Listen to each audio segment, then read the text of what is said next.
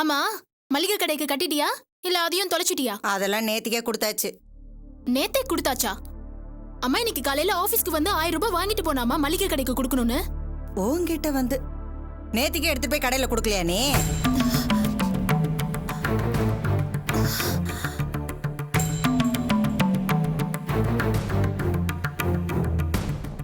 கேக்குறாங்கல்ல, சொல்லு. வாய் திறந்து பதில் சொல்ல.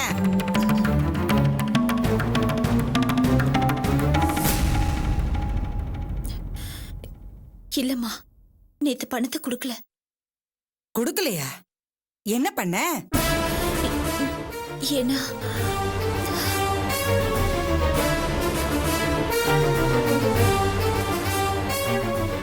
இவ பணத்தை எங்கேயோ தொலைச்சிட்டு வந்து நிக்கிறாமா.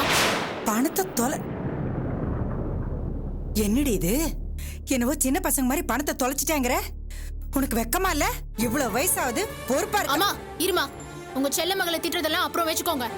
இங்க பாருமா, நான் சம்பாதிக்கிறதுல மாசம் மாசம் ஒரு அமௌண்ட்டை இந்த வீட்டுக்குன்னு கொடுத்துட்டே தான் இருக்கேன். நானும் கஷ்டப்பட்டு அந்த சூப்பர்வைசர் கிட்ட எல்லாம் திட்டு வாங்கிட்டு தான் சம்பாதிக்கிறேன். நோட் அடிக்கிற மெஷின் வச்சு பணத்தை கொண்டு வந்து இங்க கொடுக்கல.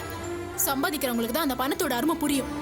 இவ 1000 ரூபாவை தொலைச்சிட்டேன்னு வந்து நின்னப்போ எனக்கு எவ்வளவு பகீர்னு ஆயிடுச்சு தெரியுமா? எப்படி ஒரு பொண்ணால இவ்ளோ கேர்லெஸ்ஸா இருக்க முடியுது? இவ பண்ணிட்டு இருக்கிற முட்டாள்தனத்துக்குலாம் என்னால இங்க சும்மா சும்மா பணம் கொடுத்துட்டு இருக்க முடியாது. இன்னொரு தடவை இப்படி எல்லாம் பண்ணா நான் வீட்டுக்கு கொடுக்கற பணத்தை நிறுத்திடுவேன். அப்புறம் யாரும் என் மேல வருத்தப்படக்கூடாது சொல்லிட்டேன். அர்ச்சனா, இப்போவும் நீ பொறுப்பா இல்லைன்னா நீ எல்லாம் உருப்படத்துக்கு அடையாளமா? அன்னைக்கு அப்படிதான் 5 பவுன் செயினை தொலைச்ச. இன்னைக்கு என்னடா பணத்தை தொலைச்சிட்டு வந்து நிக்கிற? நாளைக்கு நீ இன்னொருத்தர் வீட்டுல போய் எப்படி குடும்பம் நடத்த போற? என்ன கன்றாவி பண்ண போறியோ? கேட்கறதுக்கெல்லாம் வாயே திறக்காத. ஊமை கொட்ட மாதிரி அப்படியே நில்லு. எதுக்கு நிக்கிற? போ, போய் வேலை பாரு போ. ஏன் அப்படி விவரம் இல்லாம இருக்கியோ தெரியல.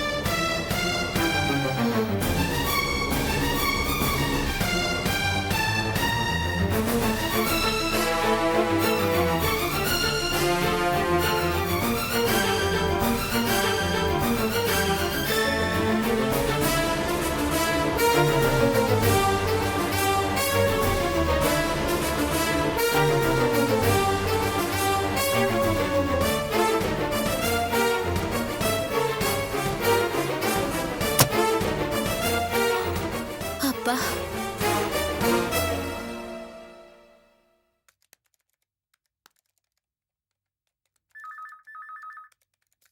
இதை ஓபன் பண்ணி பாருங்க. மேடம், உங்களை பார்க்க யாரோ வந்திருக்காங்க.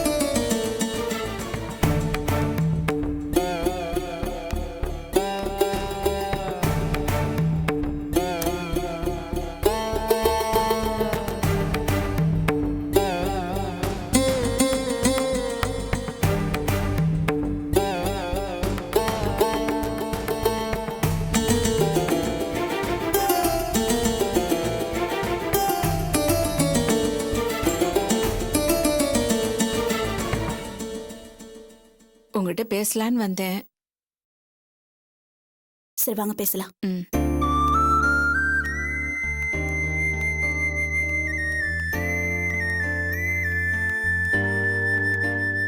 உட்காருங்க.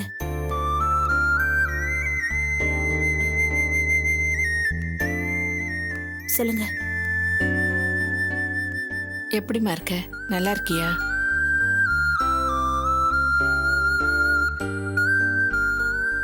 இல்ல, அன்னைக்கு புத்தி கெட்டு போய் அப்படியெல்லாம் நடந்துக்கிட்டேன்.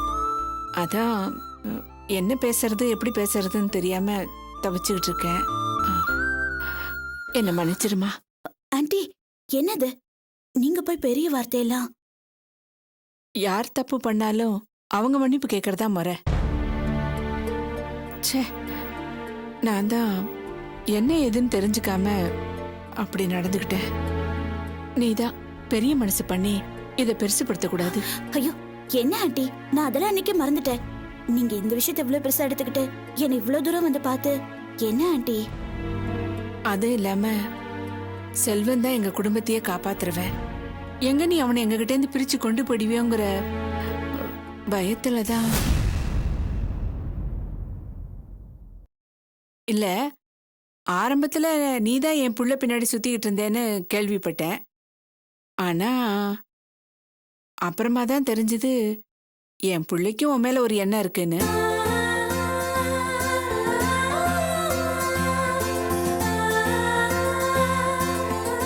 அப்போ அவருக்கும் என் மேல விருப்பம் இருக்கா? இல்லைன்னா அவனே உங்ககிட்ட என்ன மன்னிப்பு கேட்க சொல்லி அனுப்புவானா?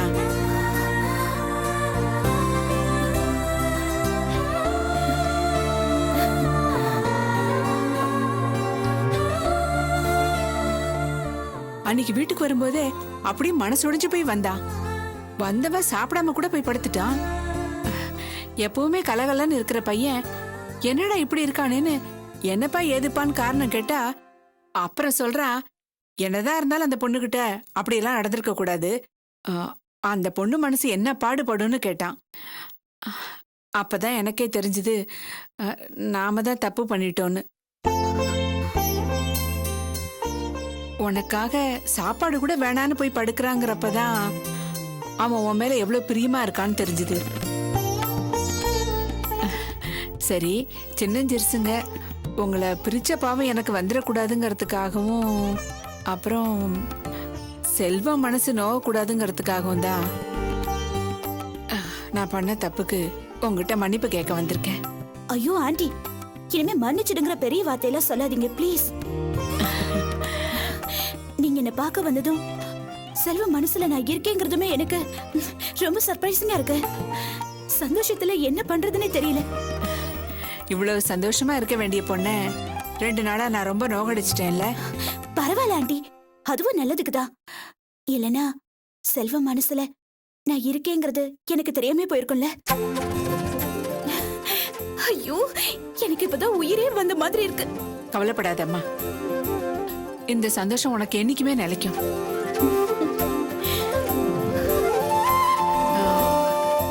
எங்க சைடு எந்த பிரச்சனையும் இல்ல. ஆனா உங்க அப்பா என்ன சொல்வாரோன்னு நினைச்சாதான். அத பத்தி நீங்க கவலைப்படாதீங்க ஆண்டி, எங்க அப்பாவை நான் பாத்துக்கிறேன். அன்னைக்கு சொன்ன மாதிரி எங்க அப்பா என் சந்தோஷத்துக்கு ஒரு நாளும் குறுக்க நிக்கவே மாட்டாரு. அப்போ உங்க அப்பா கிட்ட சொல்லி கல்யாணத்துக்கு சம்மதம் வாங்கிடுறியா? நானும் சொல்றேன். ஆனா நீங்களும் முறையா வந்து பொண்ணு கேடுங்க ஆண்டி. ஒன்னும் சொல்லிட மாட்டாருல்ல? ஐயோ ஆண்டி, எங்க அப்பா பத்தி உங்களுக்கு தெரியல, அதனாலதான் இப்படிலாம் கேக்குறீங்க. நம்பி வரலாமா? நீங்க வரீங்களா இல்ல எங்க அப்பா கூட்டிட்டு நானே வரட்டுமா? மாப்பிள்ளை விடு, நாங்க வந்து பேசுறதா முறை. நாங்களே வரோம். எப்ப வரீங்க ஆண்டி? எதுக்கு தள்ளி போடணும்? நாளைக்கே வரோம். அப்பா, இப்பதான் எனக்கு மனபாரம் இறங்கின மாதிரி இருக்கு. அப்ப நான் கிளம்பட்டுமா? நாளைக்கு நாங்க கண்டிப்பா வரோம். சரி ஆண்டி.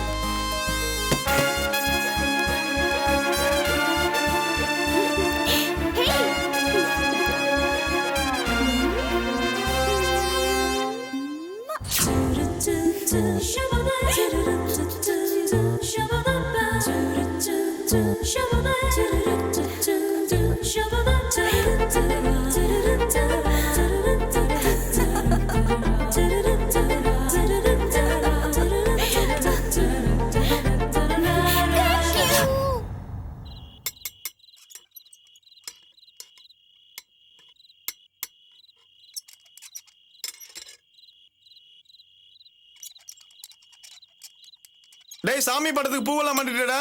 அண்ணே ரெடி பண்ணிட்டு இருக்கேண்ணே.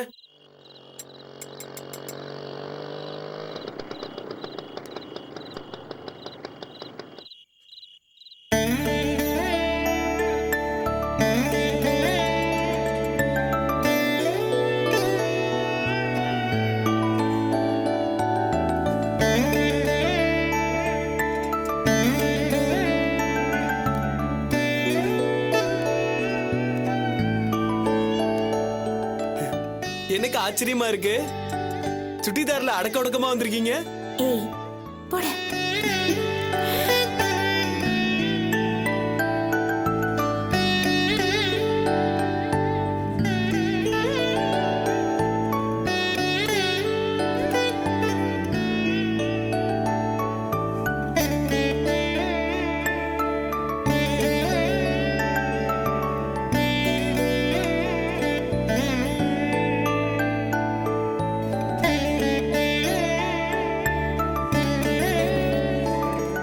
வா நந்தினி. என்னக்கா விசேஷமான மாற்றமா இருக்குது? என்னடா பண்றது? உங்க அண்ணன் மாறி இருக்கும்போது நானும் மாற வேணாமா? நான் என்ன மாறிட்டேன்? இவ்வளவு நாள் இம்சை அரசின்னு கூப்பிட்டு இருந்த, இப்ப வா நந்தினின்னு கூப்பிடறல்ல, இதுவே பெரிய மாற்றம் தானே. இன்னைக்கு ஆன்ட்டியை பார்த்தேன். ஆண்டியா? எந்த ஆண்டி? உங்க அம்மாவை. ஓ அம்மாவா? என்ன சொன்னாங்க? நீ சொல்ல நினைச்சதெல்லாம் அவங்க சொன்னாங்க. நான் சொல்ல நினைச்சேன். இருந்தாலும் உனக்கு ரொம்ப அழுத்தம் தான் செல்வம். என்கிட்ட நேரடியா சொல்லாம ஆன்ட்டியை விட்டு ஏன் சொல்ல சொன்ன? என்கிட்ட என்ன தயக்கம் உனக்கு? தயக்கம்லாம் ஒண்ணும் இல்ல. இருந்தாலும் இந்த மாதிரி விஷயத்தெல்லாம் அம்மா வந்து சொன்னாதானே முறையா இருக்கும். எனக்கு என்ன ஆச்சரியமா இருக்குன்னா, பொதுவா எங்க அம்மா எல்லா விஷயத்துக்கும் கௌரவம் பார்ப்பாங்க. ஆனா உன் விஷயத்துல மட்டும் எப்படி மனசாரிங்க வந்து பேசினாங்கன்னு எனக்கு புரியல. பின்ன நம்ம 2 பேருக்குள்ள இருக்க பழக்கமும் அவங்களுக்கு தெரியும். அதான் பையன் மனசுல இருக்கிறத தீர்த்து வைக்கணும்னு உடனே வந்துட்டாங்க. எது எப்படியோ நீங்க 2 பேரும் ராசி ஆயிட்டீங்களே, அது போதும். செல்வம், நான் உன்கிட்ட ஒண்ணு கேட்கலாமா? என்னது? இத்தனை நாள் என் மேல எரிஞ்செறிஞ்சு விழுந்துட்டு இருந்த, இப்ப மட்டும் எப்படி மாறின? எரிஞ்செறிஞ்சு விழுவனே தவிர உள்ளுக்குள்ள பிரியம் எல்லாமே இருக்கும். அம்மா ஒன்னு அடிச்சிட்டாங்கன்னு தெரிஞ்ச உடனே அப்படியே பக்குன்னு ஆச்சு தெரியுமா? அந்த பக்கு தான் இந்த அளவுக்கு டெவலப் ஆயிருச்சு இல்லனே? வேலையை பாடுறா. சரிண்ணே. அப்பாடி, இப்பதான் என் மனசுக்கு சந்தோஷமா இருக்கு. அண்ணே சாமி கும்பிடலாம் வாங்கண்ணே. வா வாடா. போலாண்ணே.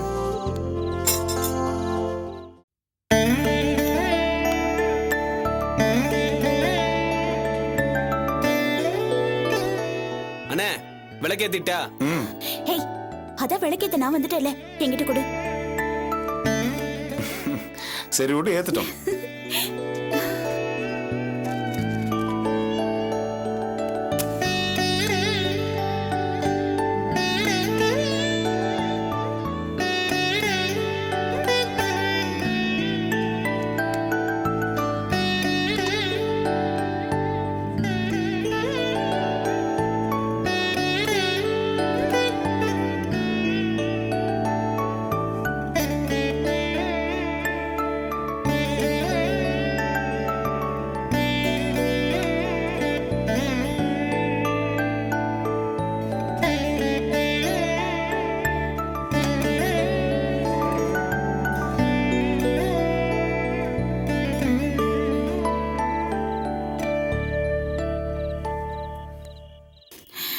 இதான் ஆரம்பம். இப்போதைக்கு உன் ஷெட்ல விளக்கேத்திருக்கேன், மத்ததெல்லாம் அப்புறமா பாத்துக்கலாம். செல்வம், உன் ஷெட்டுக்கு வந்து இன்னைக்கு தான் நான் ரொம்ப சந்தோஷமா திரும்பி போறேன். போயிட்டு வரட்டுமா? வரேன். சரிக்கா.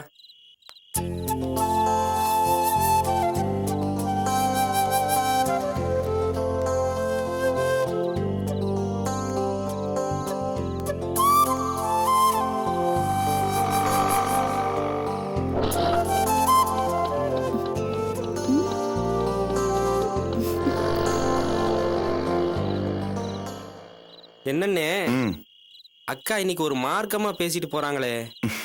அதெல்லாம் ஒண்ணும் இல்லடா. அம்மாவை அடிச்சிட்டாங்க. அம்மாவே நேரில் போய் அவகிட்ட மன்னிப்பு கேட்டோன்னு தலைகால் புரியாம சுத்திட்டு இருக்கா. ம். என்னடா அக்கா சந்தோஷப்படுற அளவுக்கு ஏதாவது நடந்திருக்குமோ? ம்.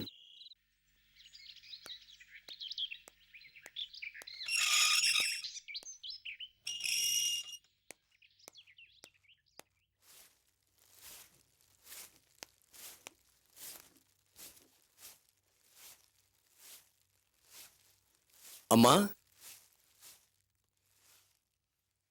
வணக்கம்மா. நீங்களா? வாங்க. நல்லா இருக்கீங்களாம்மா? இருக்கேன்.